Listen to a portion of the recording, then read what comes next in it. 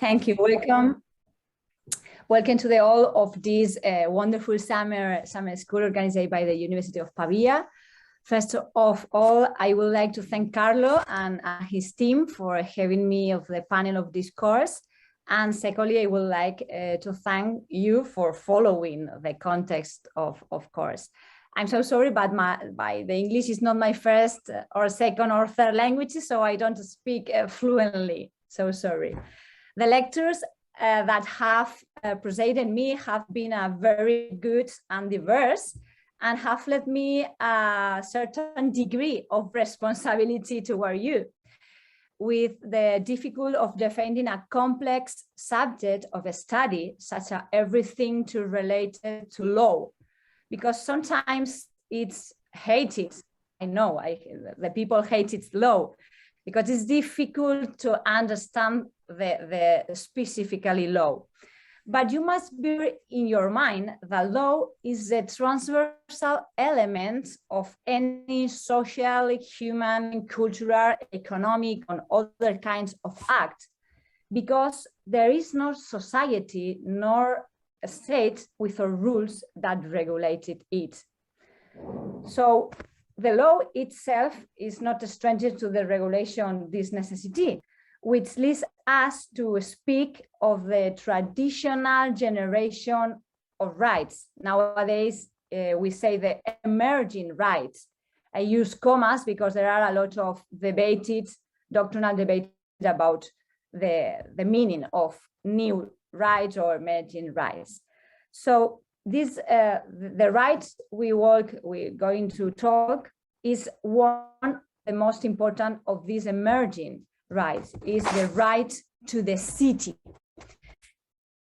Because the right to the city is based on the value of solidarity and of participation of all on need to share a public space in which the cities and individual person can meet and common build the city, common and public space to protect and promote the very adequate life.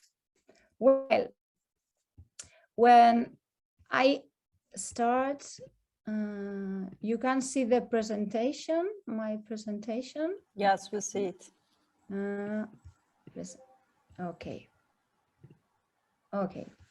So, well, in these points of starting premise or points, we are going to analyze three fundamental points. Okay. Firstly, we are going to talk or to make an approach to the subject. That is to say, analyze the city, the meaning of the city and the evolution as a support holder of rights, understanding this to be human rights, okay, as a consequence to current social demands. Secondly, I will proceed to the legal contextualization of the city in order to try to determine the legal nature of city. And finally, I will discuss this search for the categorization of the city as a human right within the generation of rights. And of course, a conclusion, will you use whether or not is correct, okay? So, okay, we start in the first point, approach to the subject. The main change and transformation in society are reflected to the urban space as a topic, an enclave in which diverse and heterogeneous aspects converge, coinciding at a given historical moment, which endows then with value and relevance within the existing legal system. This is to say that the urban space transformed into city, it's the historical result of those regulatory and configuring norms that assist it within the social system in which it emerges and develops. Hence, as Harvey said, the city is manifestly something very complicated, which has the urban fact in this object, a diverse and a difficult fact, which require a complex and a multidisciplinary analysis in order to be able to explain this dynamic reality, composed of innumerable overlapping and opposing facets. Consequently, the term city cannot currently be understood in a unitary way, exclusively anchored to human geography or the territorial organization of space, but also the study of city has those systems, has been replaced by a global and worldwide perspective. Thus, Mumford's definition of city as a form of integrated social relationship with centers and boundaries has become obsolete into the face to the consolidation of new models of city.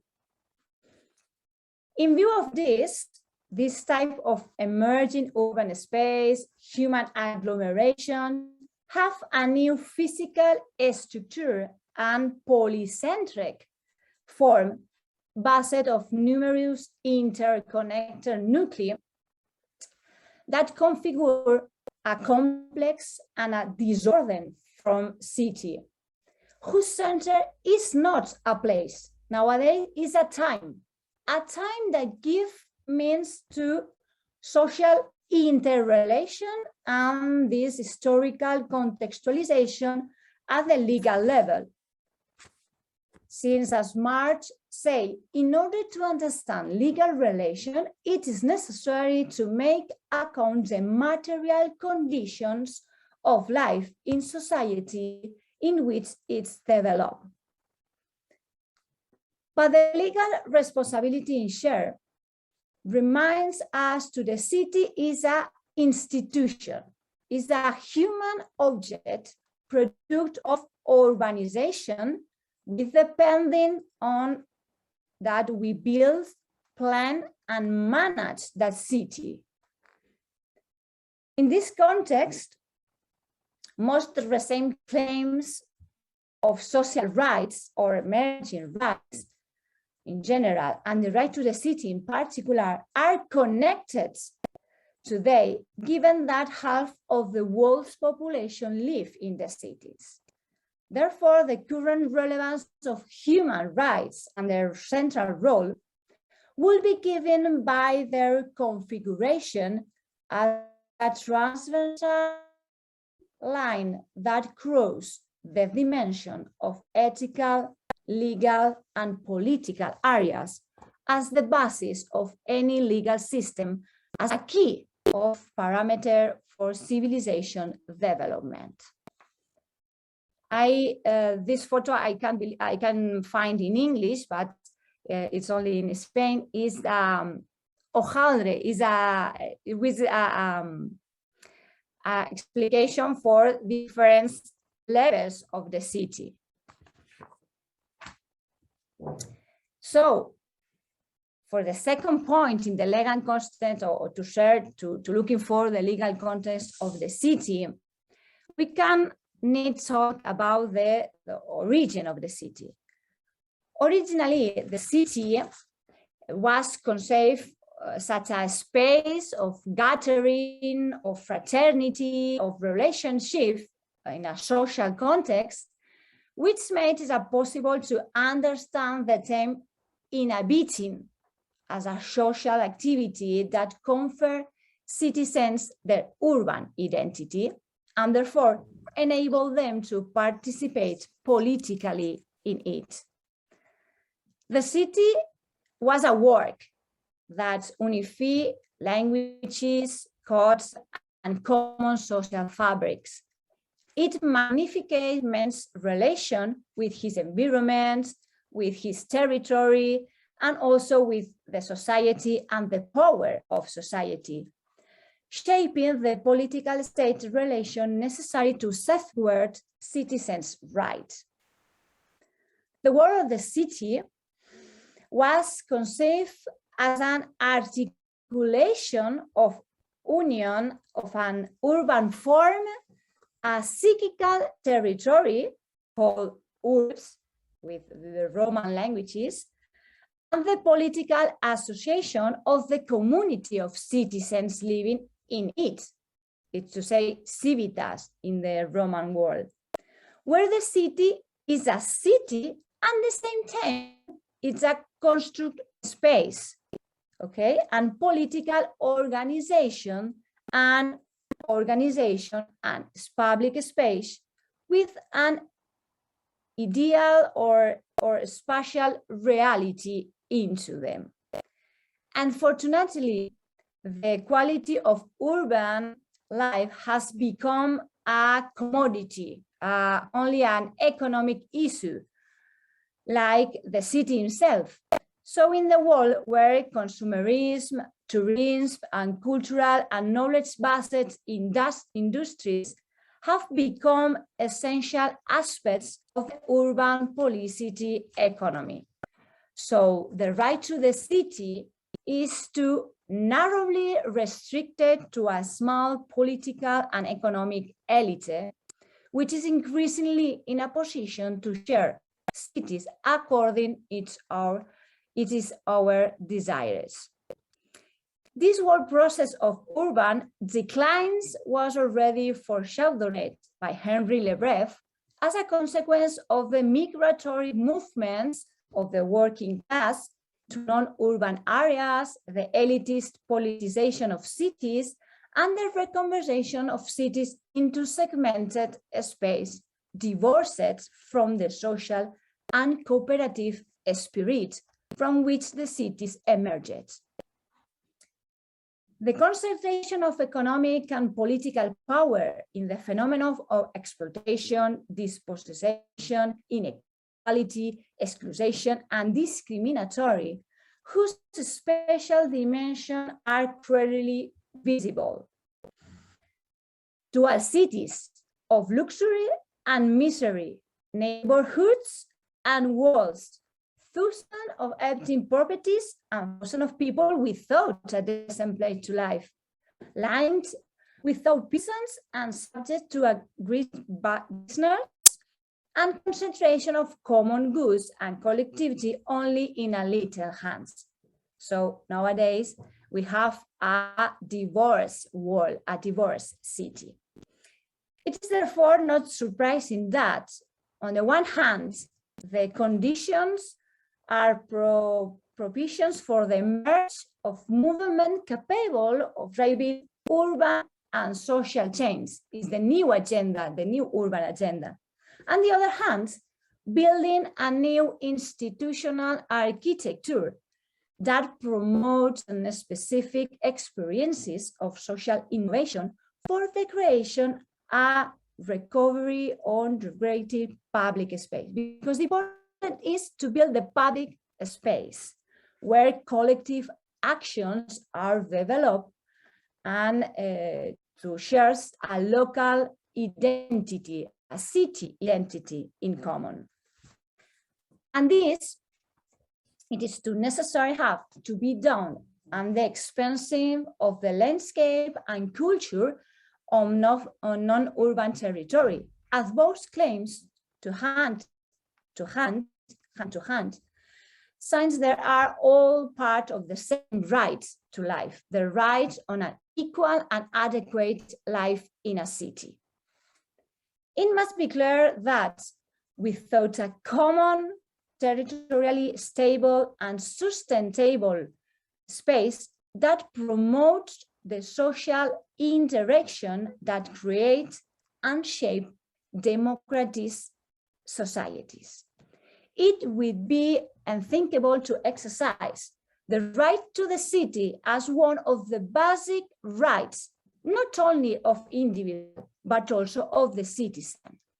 A citizen with the right to participate socially, to interrelate, to create, and both that strength to fabric of a democratically advanced society, which must promote, protect, and the human rights to which we are all entitled.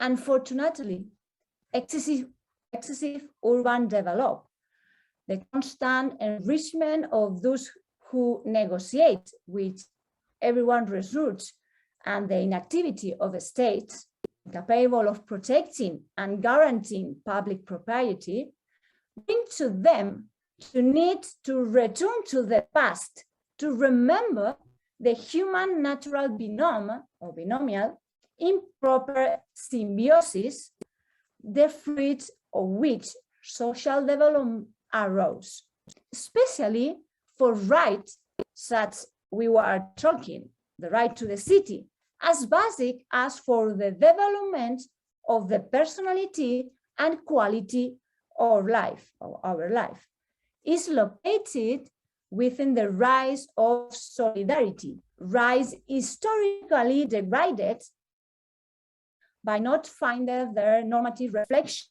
in hard law instruments, and which, despite being constantly on current political agendas, such as the geopolitical conflicts on the future, this is not unitary state action that recognizes, guarantees, and promotes their human and basic character. And why does what does this happen? What is the reason? Because unfortunately, the city business for a few is worth more than the city right for all. That is why it's so necessary to advocate the paradigm shifts by claiming the city as a right for everyone to belong, to enjoy, to use, to build, and to develop it together. Because the process of defining the particular human needs for an adequate standard of life must consider a multitude of different and intersecting identities that inhabit in particular contexts. This, we move to the third point, the generation of rights, because the legal science is characteristic by its constant evolution in contact with the reality from which it draws for its constitution, so that its historical epoch implements its trace in the legal body in the moment. This is why the historical mutation of rights have led to the emergence of so-called generation of rights. New generation of rights are consequently of the evolution and social readaptation. I have a problem with the, okay. Wait a moment, because I have a problem with the presentation. Okay, please. New generation of rights are a consequence of the evolution and social readaptation characteristic of democratically advanced societies, especially when the rights arise from the claims that are demanded in each epoch with different foundation, but without necessarily implying a radical distinction with the previous ones, as they sometimes develop what already exists in order to unforeseen aspects with the aim of covering patents needs that did not originally previously. We will task a brief look of the generation of law and then analyze what are currently known as emerging rights. The origin of human rights can be traced to the middle of the Bourgeois revolutions, the result of the struggle against the abuse of the power by the authorities and under the auspices of the principles defended by the Declaration of Human Rights in the aspects such as liberty, equality, and fraternity. This gave rise to the first generation of rights, that and political rights, the fundamental characteristic of which that they impose a duty on the state to respect the rights and freedoms of individuals, because they were proclaimed in order to limit the competence of powers of the state. Among the defining characteristics of the rights in the first generation are the absolute, immediate, and justificable rights, aimed at preventing injustification intrusions into the individual rights. Later, with the Industrial Revolution, it becomes necessary to expand the catalogue of rights as a result of the struggles between social classes, specifically due to the demands for the rise of peasants, workers, and intellectuals. As a result, the individual come to be considered as part of the community, thus giving rise to the second generation of rights, that of economic, social, and cultural rights, characteristic by the transformation of the liberal state, where the latter must not only aspect rights and freedom, but also play an active role in promoting services satisfying needs. These rights are aimed at social justice and the common goods, based on the value of dignity, and develop on positive behavior in favor to the citizenship. The third generation of rights is a result of the aftermath of the Cold War. Thus, the right of solidarity between the different people affected by the supranational conflicts were born, generation cooperation between all of them in order to resume periods of peace, growth, and prosperity between states and between citizens, respecting their rights and their nations. In contrast to the previous generations, where the holder of first generation rights was the individual human being, and the protagonist of the second generation is the human beings in groups, in the third, the protagonist is the solidarity and universally rights for all. So is that improve each generation to the last. The value on which these rights are based in none other than that of fraternity, value of fraternity, now converted into intergenerational solidarity between all people in the world.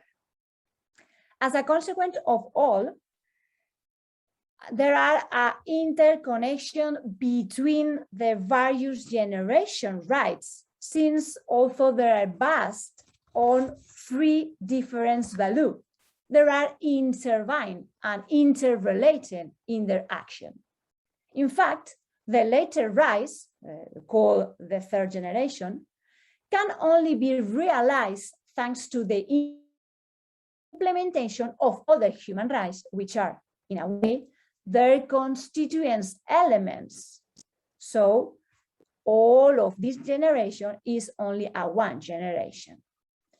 In other words, there has been an evolutionary transformation from individualism and communitarian position to universal ones, from human rights and for oneself, to rise with others, not only by itself, with others. It is necessary to share or to practice the the rights with other peoples. Since we live in a globalized world where the smallest action in the most remote place is felt and perceived at the end of the world, the old world. Human beings have exceeded the limits of growth and have begun to endanger their environments, and in a way the effects both the way life develops and the structures and composition in the states. Hence, the struggle for the right to the city is extremely important, as it will have long-term consequences, since appropriating the city and participating democratically in its management and planning will not only improve the living condition, but also configure urban space as scenarios capable of hosting different dynamics. The new generation exists, the new generation of rights or not. We talk about looking for right to the city.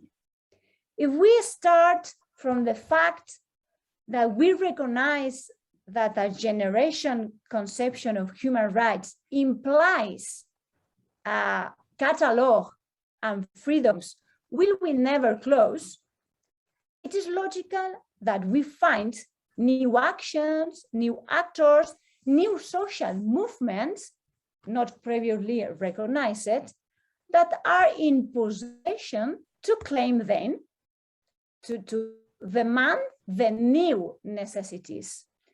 Because the technology, in particular, has researched the relation between men and other men, the relation between men with the nature, as well as the relation of the human beings with their context on framework of coexistence. And also rights are universal and equal for all, the other are not equal. So we need to establish a different specification of each generation of rights. Consequently, today we speak of emerging rights in response to the natural evolution of the states, which generates new needs, new necessities, new demands, and new methods to satisfy them. Emerging human rights will be that set of rights, on the one hand, emerge after have been submerged in oblivion due to the indifference of states or international system, but in the other hand, emerge because are all rights from the rapid and constant evolution of globalized societies. Is to say, the new rights or the emerging human rights, it's created by the necessity, the currently necessity to the evolution of the humanity. In this dichotomy, is the right to the city, although it should be universal, has unfortunately only been taken up by the international system or community when claims to it have arisen from the situation of needs. This explains the use the term of emerge, the new rights, with the emergation, since there are born or appear when situation of needs arise in which the reinforcement of universal human values and collective action to remind them are required for the citizens to the state. Particularly in relation to the rights that concern us, the right to the city, this resurgence of the city is due especially to the explosion of new urban structures against the spatial expressions of the dominance of financial capital such as gentrification or environmental degradation, but also to the efforts of inhabitants to achieve a greater say in the definition of urban police. But it's no longer just an anti-capitalism struggle or a sector struggle based on a gender, race, or culture. If not, it's also a necessity, a human aspiration to build, to participate, an economically and environmental sustainability city. We need build a sustainability and a democratic city where the common and egalitarian exercise of our most basic things of identity, our rights. We need to promote, protect, and guarantee our rights, our fundamental rights. Borja already said artistically when he mentioned that the urban planning of the 21st century city must opt for collage, mixture, diversity of and a plural uses of space, since cityship is multidimensional and requires, of course, multiple collective integration, whether to adhere, participate, or confront. Likewise, the Charter Emerging Human Rights defines the right to the city identity as the right and internal organization of urban space that facilitates to social culture cohesion of community.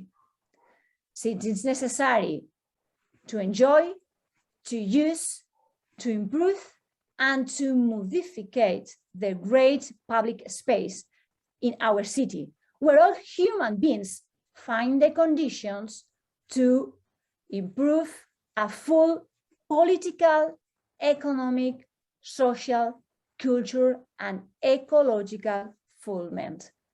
Since without the active participation in the city.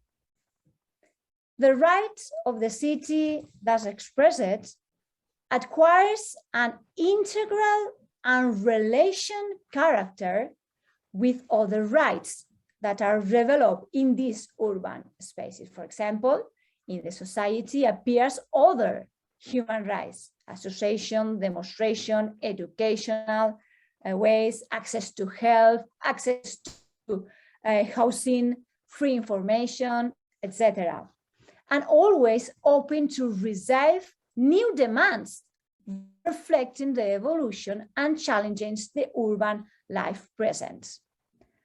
Consequently, it's allowed for the development and protection of many other human rights, promoting higher other values.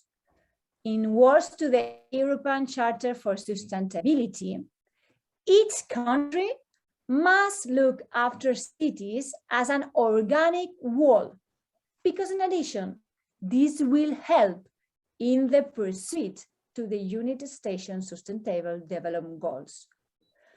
Therefore, there is a great need for a radical space with a transformative vocation and inalienable character that translates into everyday life, that does not exclude people from their communities and that contribute to the social equality. Certainly, as the global platform of the right to the city argues, the right to the city should not be limited to simply claiming human rights over the territory, but it's a right aimed at making it possible for the city to belong to all the people who inhabit, transit, or visit the city, because by guaranteeing the right to the city, other elements of everyday life is also guaranteed. But any revolution also needs to revolutionize everyday life, and the city becomes a strategic space to carry out this task. Because today, more than ever, the complexity of the ability of cities for us to seek new practices of social interaction. The right to the city is not a new proposal, although it continued to be configured as an emerging right due to its lack for a full regulation recognition. Perhaps as a consequence of a specific the right to the city is the same for the human right to the water and sanitation, which do a simple act of forgetfulness in the past, because that consider such a basic, essential, and transversal element that it didn't need to recognize. But today, however, it is thus not an effective and binding jurisdictional system of protection, being the greatest geopolitical conflict in the century.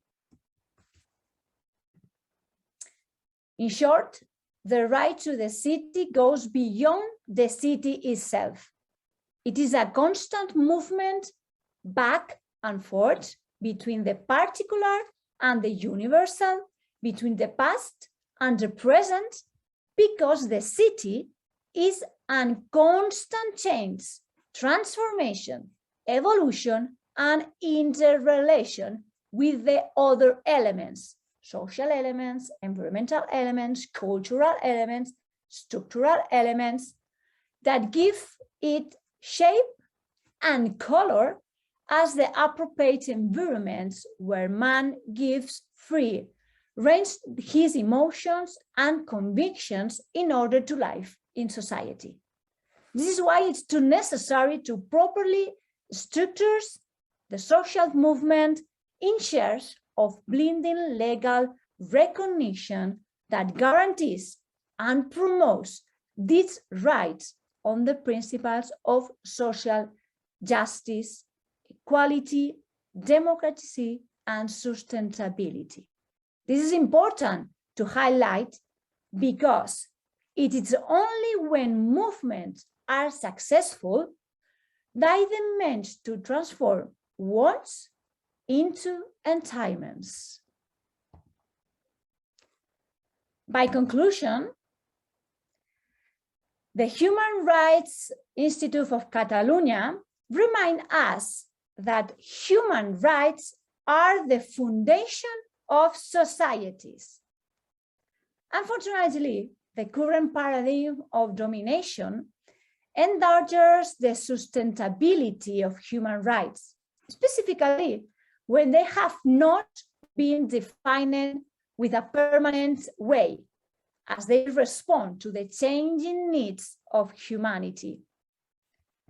Human rights are the product of struggles, of conquest, of forgetfulness, because a right only becomes true when it is universalized and effectively conquered by all individuals at a given historical moment.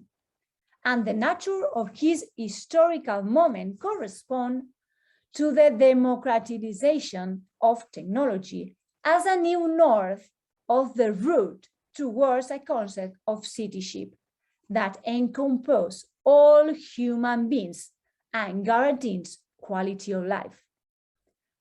Accustomed to predatory policies, today's city strips people of their rights,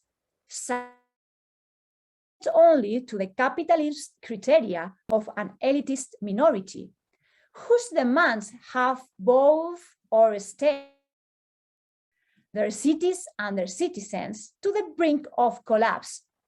Social and environmental conflicts, financial and governance crisis, citizens' dissatisfaction, and violation of fundamental rights are all expressions of contemporary social struggles, which not only demands the lands that is rightfully theirs, but also demands the need to create, to enjoy, and to share a public and a common space where social and state interrelations are aligned to satisfy fundamental rights. Why? Because without a committed, satisfied, and responsible citizenry, there is not city as an organ of social development. In short, and with this I conclude, it is necessary to challenge the classical concepts which are obsolete and incapable of accounting for the multiplicity of faiths that the city has, and to take advantage of the opportunity to access the common while respecting and protecting diversity from that intergenerational prism of sustainability. Thank you.